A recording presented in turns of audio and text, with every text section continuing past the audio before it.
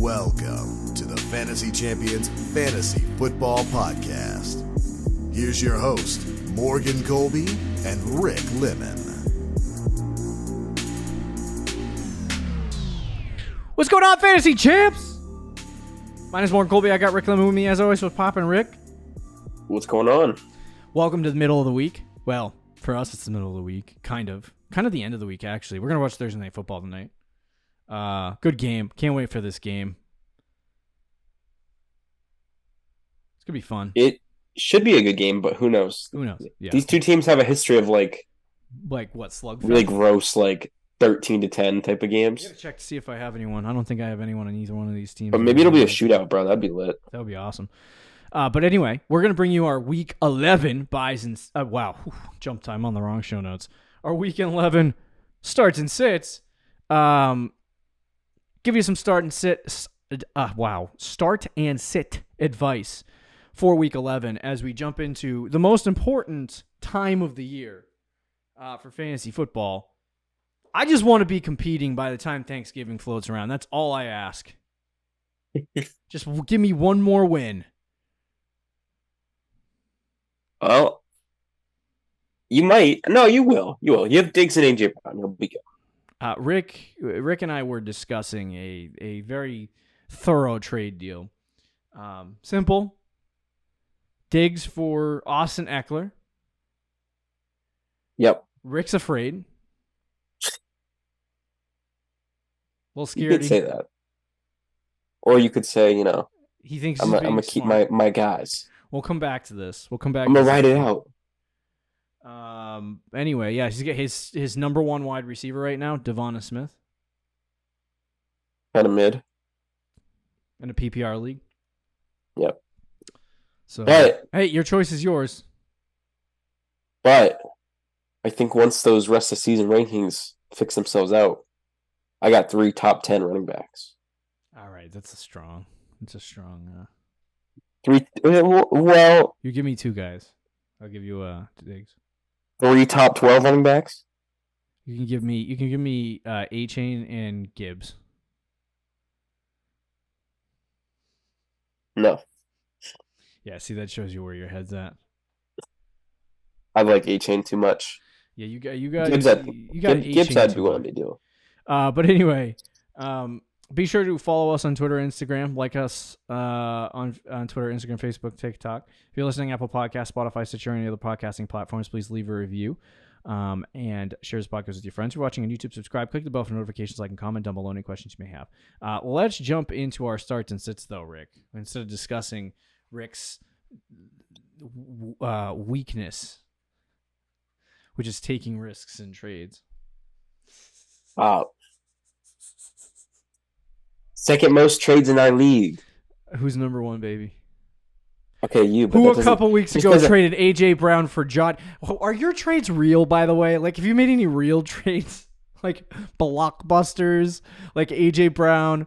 I traded Pollard for Devontae Smith and Nico. No, to you. That's not the caliber of AJ Brown. You don't think so? No, not at all. I traded Addison for McLaurin and Jared Goff. No. Those are the 2 biggest ones I made. So We need a blockbuster for you, Rick. We need to get you Diggs. That's what we need. listen, I'll take Diggs. Hey, you want to just give me Diggs for Christian Watson? That's what? I'll do that. No. If you want to just give me Diggs. I wouldn't even. There's a list of 11 teams that I would help over you in the home league. That's not very nice. Sorry. Maybe actually not. You're 11th. Who's 12th? Luke. Okay. New rivalry. There's always somebody. It's always somebody else. But anyway, all right. Let's do our starts and six. Rick, did you finish your starts and sits here? You ready to go? I did. All right. Cool. Yeah. All right. So we are, as always, going to start with the quarterback position, and we'll start with me, and I'll tell you about my quarterback start. It's going to be Jared Goff at Chicago.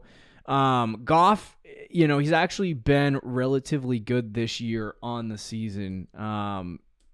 For the most part, I think he's quarterback 12 so far this year. The Lions have been winning games. Jared Goff has been slinging it like it's 2017. And he's had a good season. He had 23 points last week against the Los Angeles Chargers, going up against Chicago this week, who is but. They are straight terribleness in every single way. Chicago gives up 18 points a game to the quarterback position, which is a top 10 easy matchup in fantasy football. So I would get Jared Goff in your lineup if you are streaming quarterbacks, or if you have multiple quarterbacks and Jared Goff is one of them. I would choose Jared Goff over other guys. He's probably going to be ranked in my top 10 this week in fantasy football, or somewhere around there. So I would get Jared Goff in my lineup this week against Chicago. I love it because I got Jared Goff on my fantasy team. Yeah. So I'll take that. I got Kyler Murray this week against Houston.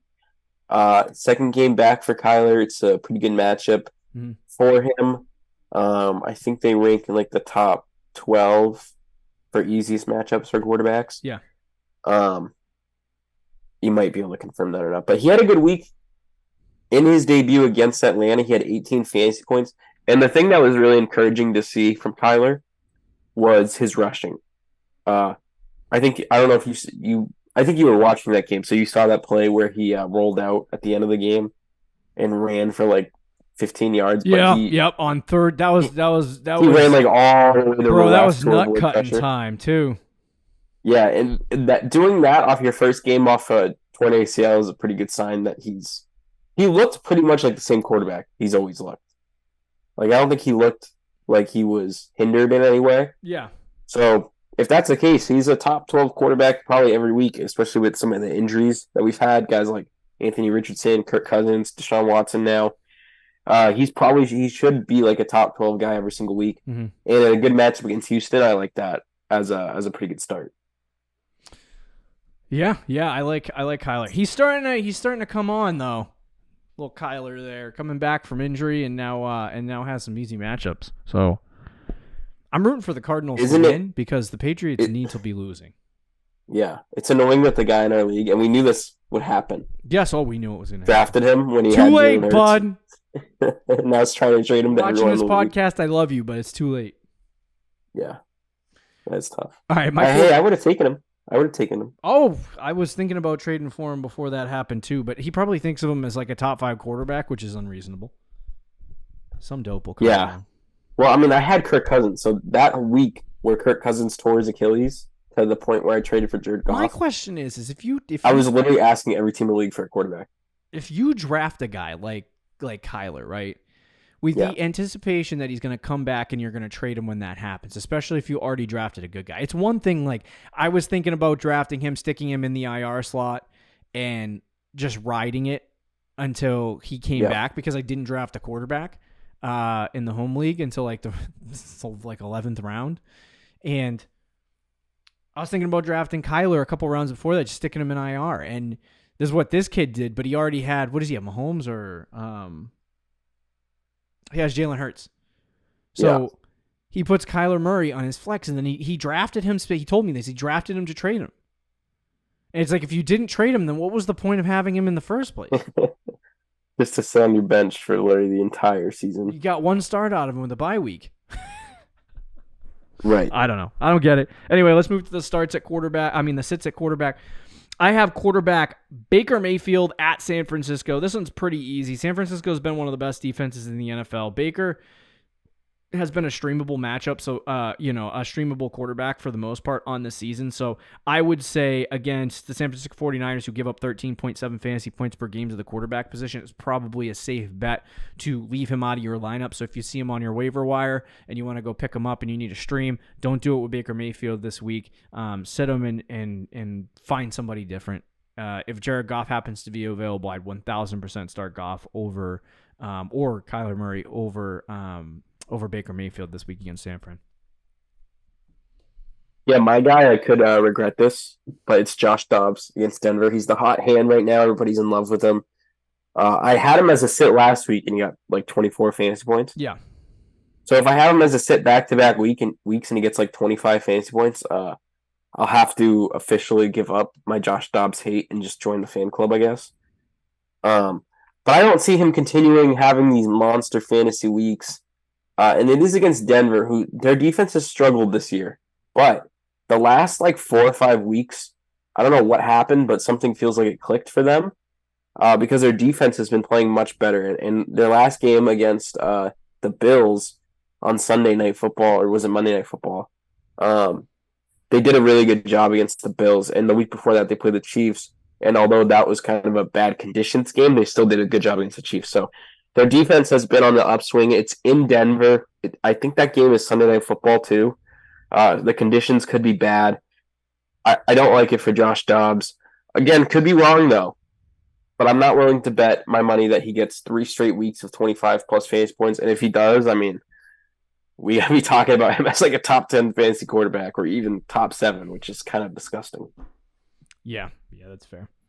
Okay, let's move to the start at running back. Mine is Tony Pollard at Carolina. Listen, Carolina blows. They are the second worst running back matchup or the second easiest running back matchup in fantasy football. 26.7 fantasy points per game to a running back who basically, well, I don't know if at this point Rico Dwaddle is back there taking reps. Yep. We'll find out. But there's a good chance that Pollard has a really good week.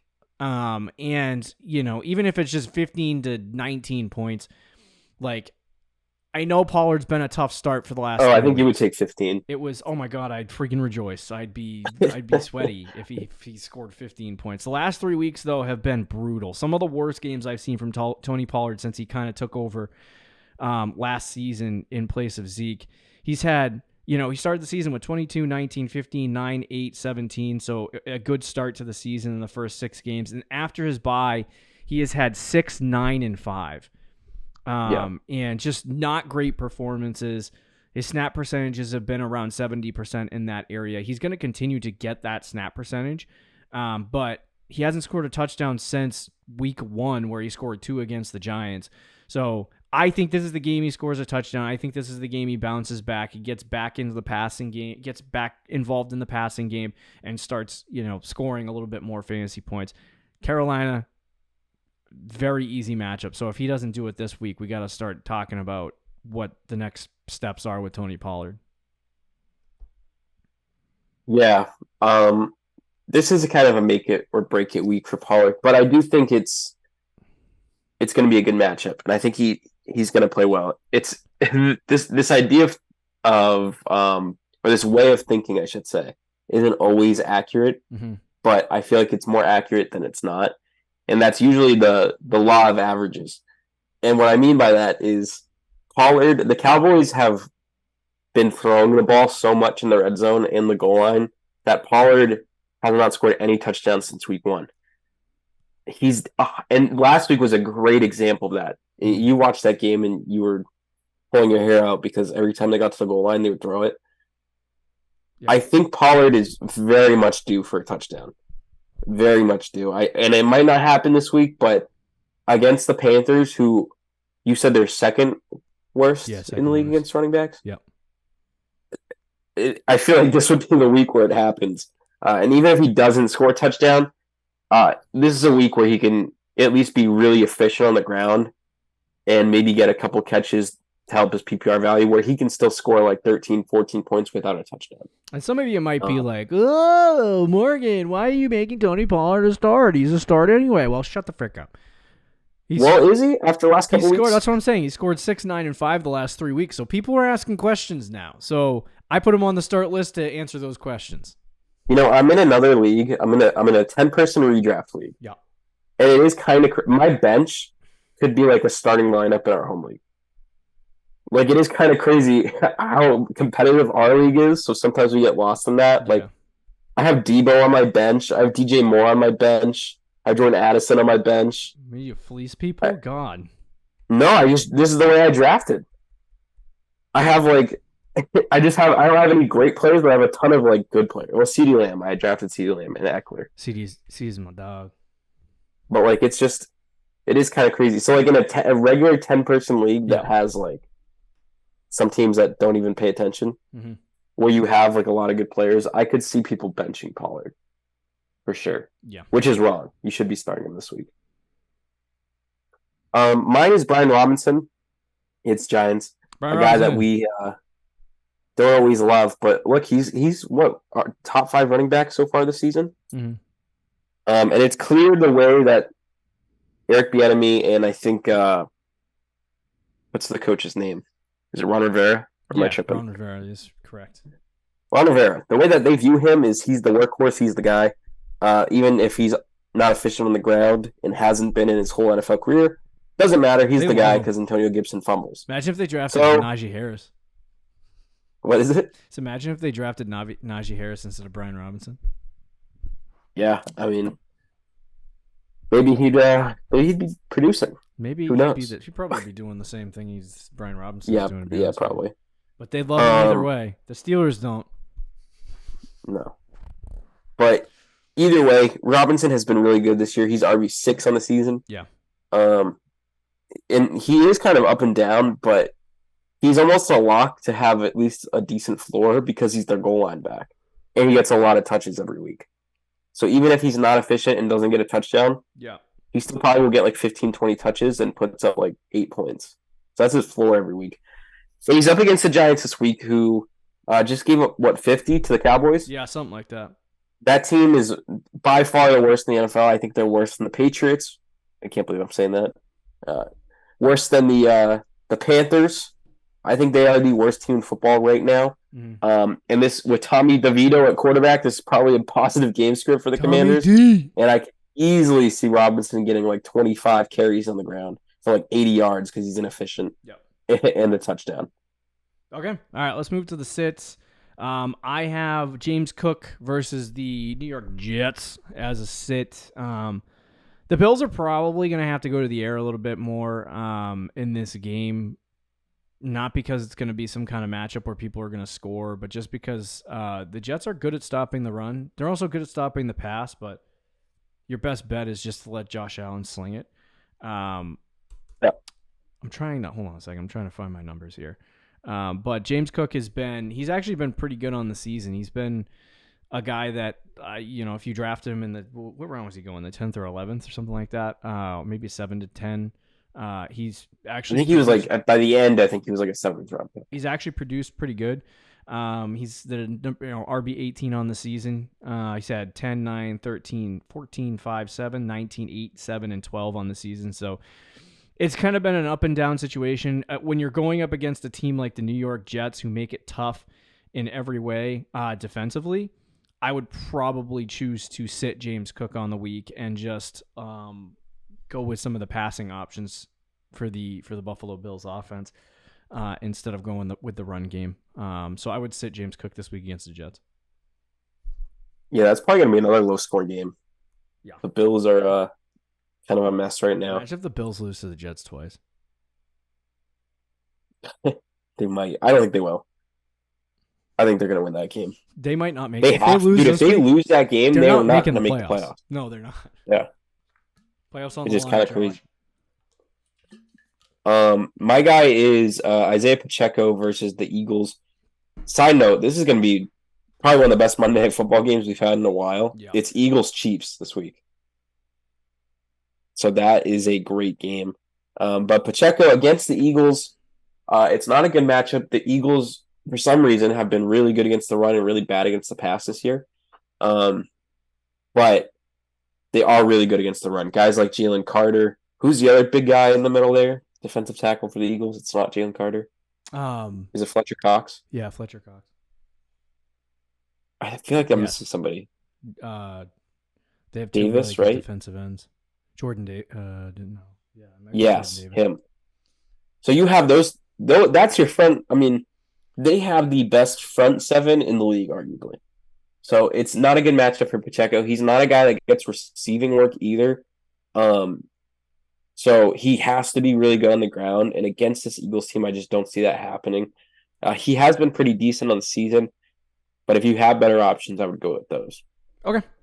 Let's talk about wide receivers really fast. We got my start of the week, Nico Collins versus the Arizona Cardinals. Nico's a really, really, really good player. And he's stepped up in a major way. Last week he was I think he was in a limited capacity because he just came back from injury, correct? Maybe I'm wrong about that. He didn't play last week. Oh, that's right. He didn't play against Cincinnati. See, I keep seeing the game he played against Tampa in Week 9. My brain just farted. No, he did not play last week against Cincinnati. He's playing this week against Arizona. The last 2 weeks, Noah Brown has blown up, especially in that game against Cincinnati. And so with Nico Collins coming back, he is going to be the number one wide receiver on the football team, and he'll most likely get a majority of the target share for the Houston Texans. And a football team where Bryce Young is absolutely shredding right now, and he comes in a easier matchup against Arizona.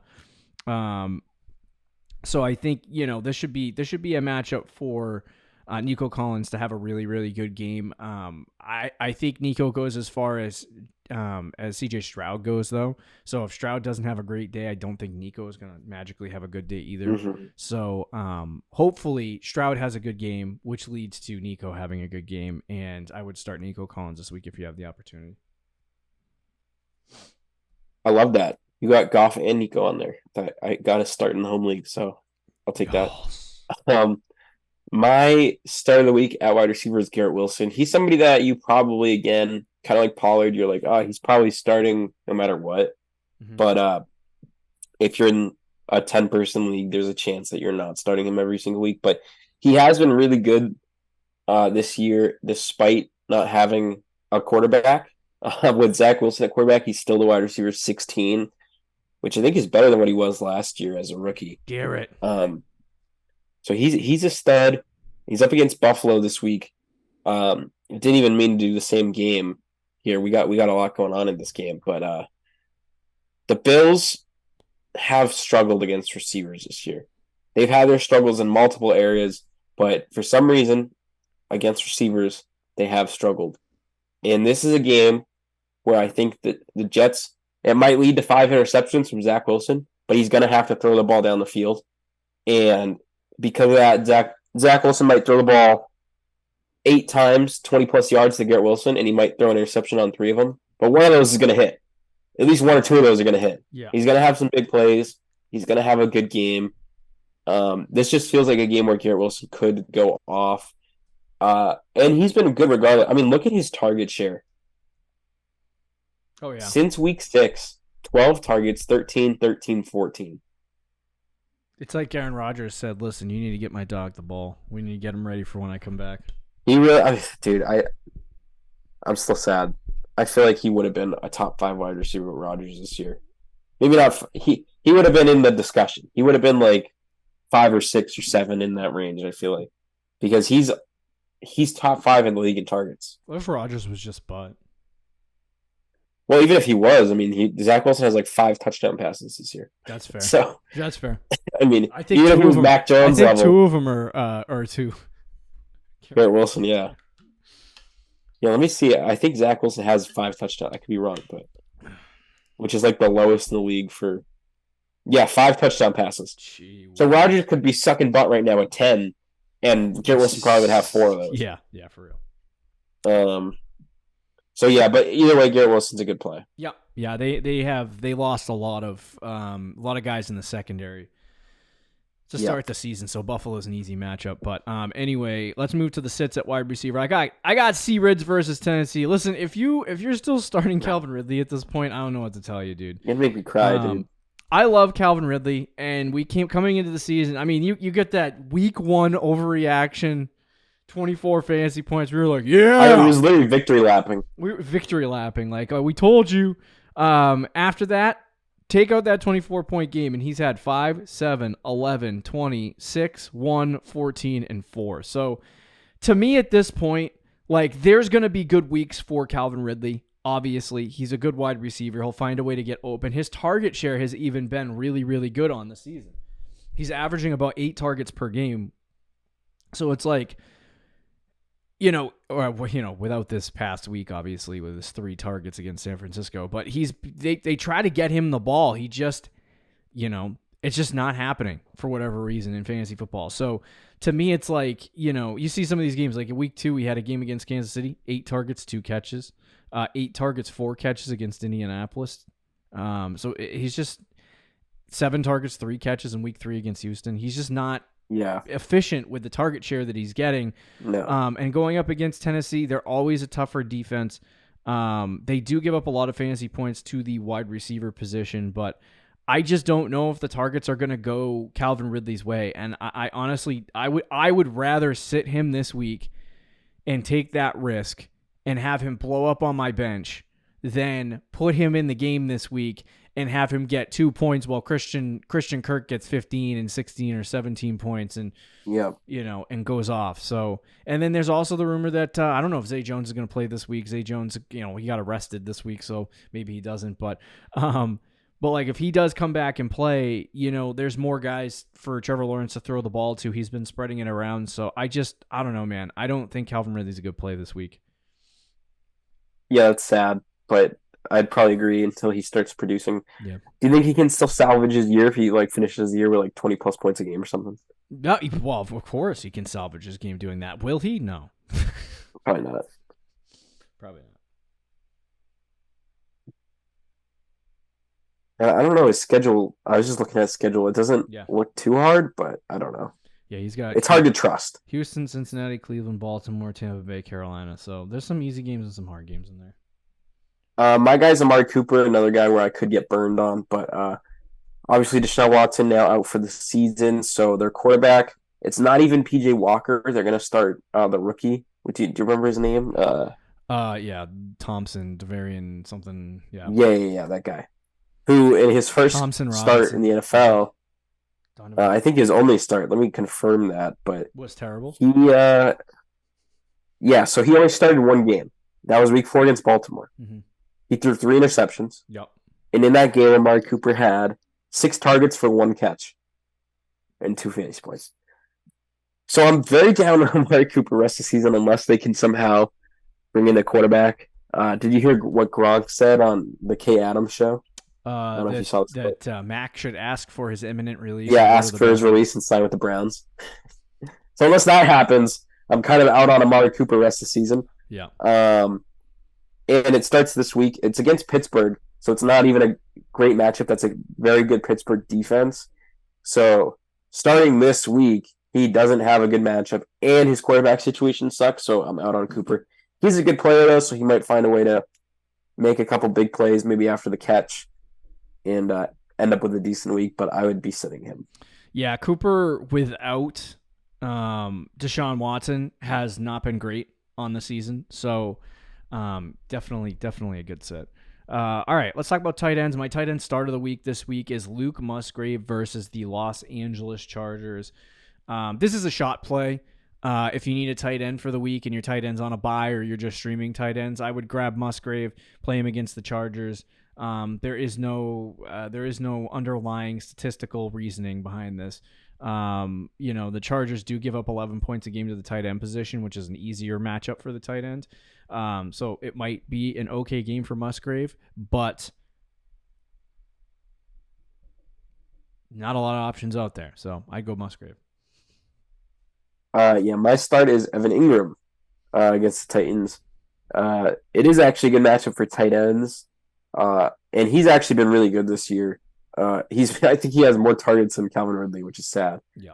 But he's been one of Trevor Lawrence's security blankets. Even last week, he had a bad week, 5 points against the 49ers.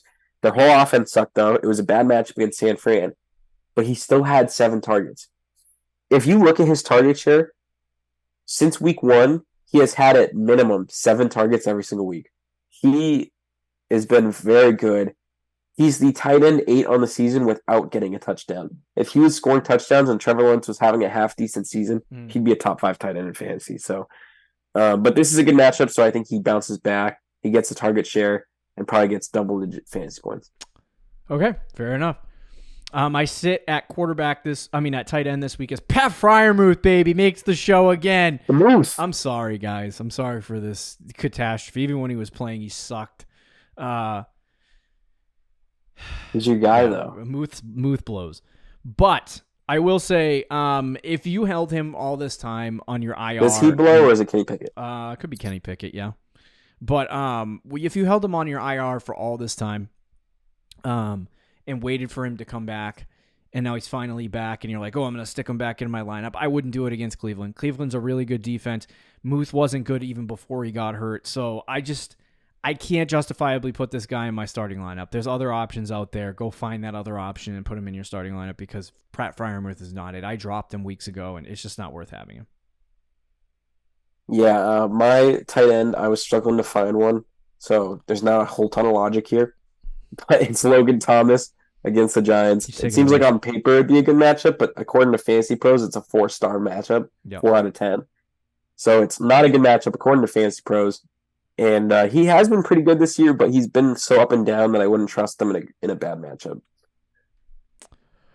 Okay. All right, there you go. There's some starts and sits. Interesting show. We got trade targets still coming up. Should be interesting. We're running out of time on that, though. Yeah, dude. Seriously. But anyway, thanks for listening. Leave a comment down below. Check out our trade targets episode. See you later. See you. Thank you for listening to the Fantasy Champions Podcast. Make sure you subscribe on iTunes and YouTube and follow us on Twitter @TheFFChamps.